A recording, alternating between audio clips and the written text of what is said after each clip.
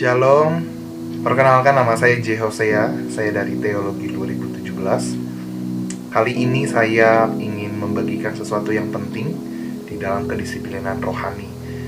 Kita sebagai orang percaya harus memiliki kedisiplinan rohani dalam membangun hubungan kita kepada Allah. Kali ini saya akan membagikan tentang disiplin penyembahan. Menurut William Temple, menyembah itu berarti menghidupkan hati nurani dengan kekudusan Allah, membekali pikiran dengan kebenaran Allah, menyucikan imajinasi dengan keindahan Allah, membuka hati untuk kasih Allah, dan mengarahkan kehendak agar selurus atau selaras dengan maksud Allah.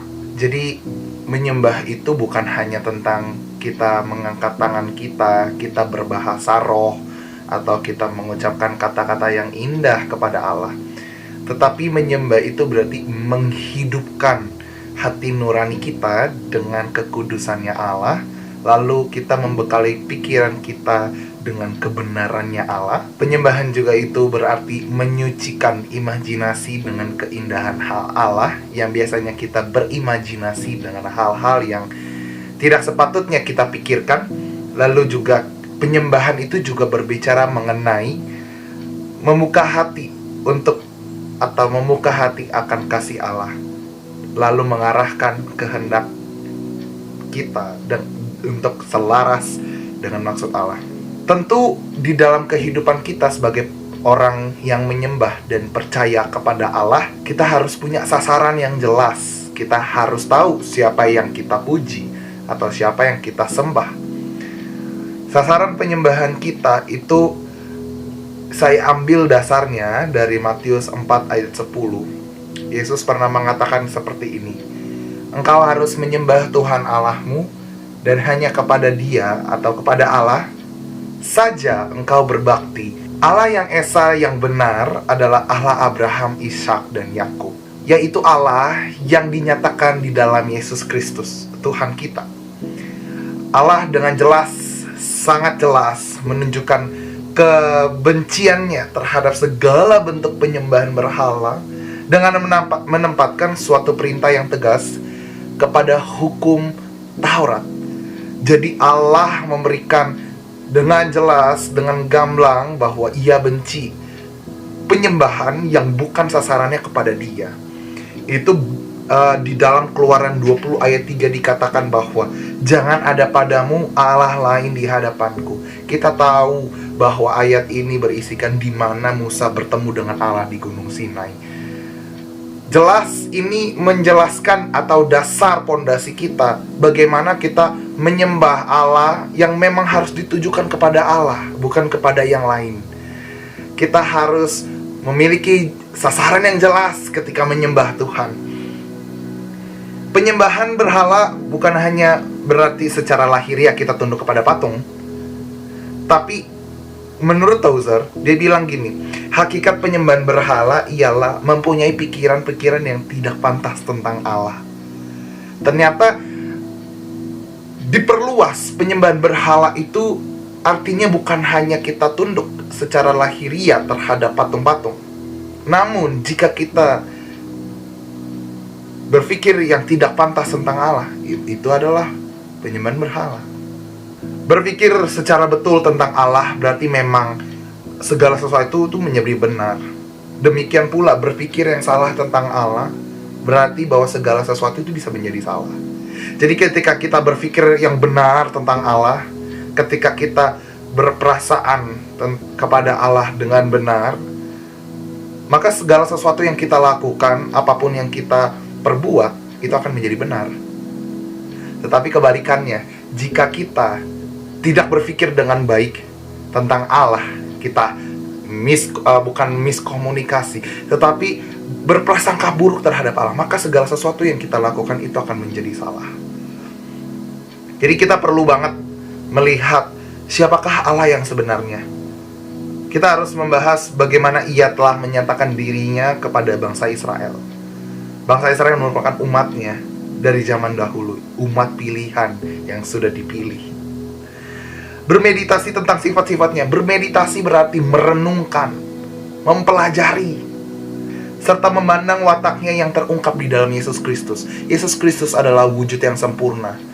Bagaimana Allah yang tidak terlihat dapat kita rasakan, dapat kita lihat Allah melalui Yesus. Allah yang transenden, Allah yang tidak bisa dijangkau dengan pemikiran manusia, tapi Dia mau menjadi manusia untuk menjadi gambaran yang jelas bahwa Ia adalah Allah, bahwa Allah adalah kasih.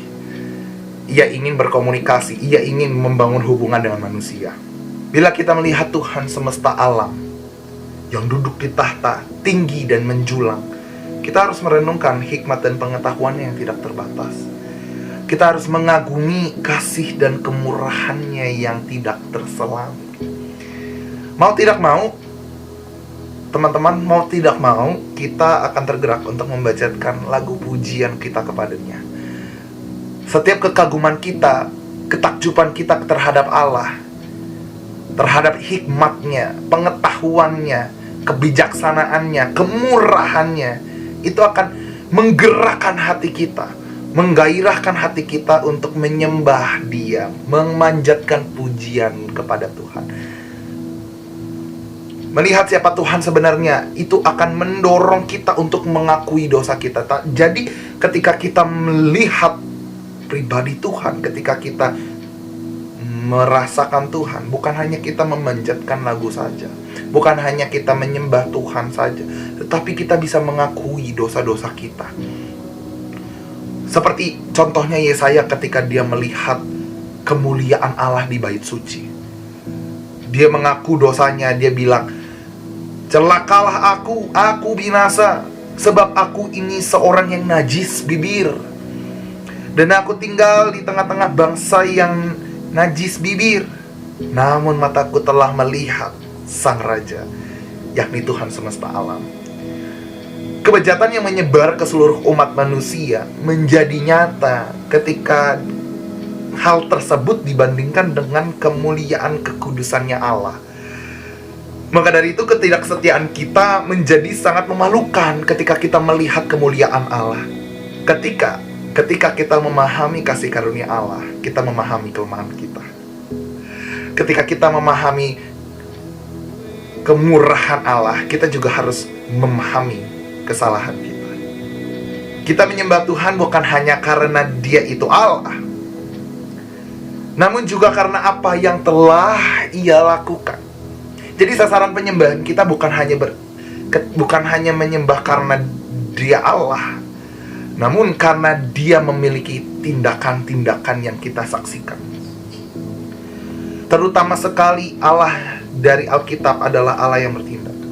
Kebaikannya, kesetiaannya, keadilannya, dan kemurahannya, semua dapat dilihat dari caranya bertindak terhadap umatnya. Tindakan-tindakannya yang baik hati bukan hanya tercatat dalam sejarah kuno, namun juga terukir di dalam riwayat kehidupan kita masing-masing. Jadi, teman-teman, bahwa kebaikan Allah, tindakan Allah itu gak berlaku saja di sejarah bangsa Israel, tetapi perbuatan Allah, tindakan Allah, kasih Allah itu juga nyata di dalam kehidupan kita sehari-hari. Sebagaimana dikatakan oleh Rasul Paulus, satu-satunya tanggapan yang layak ialah menyembah. Jadi ketika kita merasakan kebaikan Tuhan, ketika kita melihat, menyaksikan, mengalami kebaikan Tuhan, tindakannya, hal satu-satunya yang bisa kita lakukan adalah menyembah. Maka dari itu, teman-teman yang menyaksikan, saya mengundang untuk kita semua memperbaiki sasaran penyembahan kita. Siapa yang kita sembah? Siapa yang kita arahkan hati kita kepadanya? Siapa? Perlu kita merenungkan ini sebagai pengkoreksian diri. Apakah kita memiliki prasangka yang buruk terhadap Allah? Karena seperti yang tadi sudah dibilang, bahwa ketika kita memiliki prasangka yang buruk terhadap Allah, maka tindakan kita pun akan menjadi salah.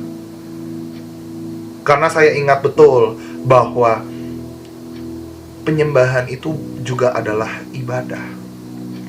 Ibadah itu bukan hanya di dalam gedung gereja, namun ibadah itu bisa kita lakukan di dalam kehidupan kita sehari-hari. Kalau memang kita memiliki paradigma yang benar tentang siapa itu Allah, apa yang Ia lakukan, mengapa Dia melakukan ini semua, maka tindakan kita pun akan menjadi benar. Apa yang kita perbuat, apa yang kita perlakukan kepada orang lain, itu juga akan menjadi benar. Namun jika kita memiliki prasangka yang buruk terhadap Allah, maka perlakuan kita pun juga akan buruk. Ketika kita memperlakukan orang lain, kita pun memperlakukan mereka dengan buruk. Maka dari itu, perbaiki fokus kita, fokus penyembahan kita. Siapa yang kita sembah? Yes, Allah. Namun, penyembahan itu lebih dalam daripada pengetahuan kita siapa Dia. Kita harus mengalami Allah. Kita harus mengalami tindakannya. Bukan hanya berbicara pengetahuan tentang Allah, namun kita harus mengalami. Kita harus merasakan Allah. Kita harus merasakan tindakan-tindakan yang Ia lakukan di dalam kehidupan kita sehari-hari. Saya percaya ketika kita sudah melihat, sudah merasakan Allah, sudah merasakan tindakan-tindakannya di dalam kehidupan kita, hidup kita pasti diubahkan. Ketika kita bertemu dengan orang lain pun, kita memperlakukan mereka dengan benar. Saya berdoa sekiranya video ini bisa memberkati, bukan hanya menjadi momen di mana Tuhan berbicara kepada Anda, bukan saja itu doang, bukan hanya itu saja. Tetapi saya berharap dan berdoa semoga ini bisa menjadi jawaban bagi Anda yang sedang bergumul di dalam kehidupannya.